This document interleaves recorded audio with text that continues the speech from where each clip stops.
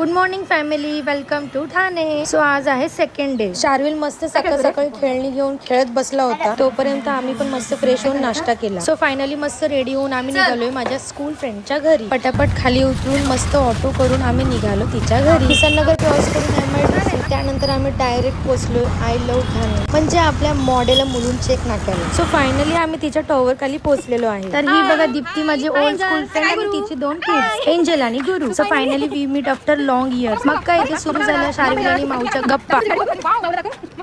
पटपट लुक पकडून आम्ही निघालो वरती. राडा होणार, पोरं काय ऐकणार नाही. काय करते काकी? कसे मग तुम्ही? मस्त बेसनचे लाडू बनवते. अरे वा, मस्त तयारी चालू आहे बेसनच्या लाडूची. आम्हाला पण पाहिजे जाताना, घेऊन जाणार मी गावाला. किनी पण मनावर घेऊन लाडूची तयारी जोरात सुरू केली. तोपर्यंत मुलांना पाहिजे होता खाऊ. मग काय खाऊ घेऊन लगेच आलो.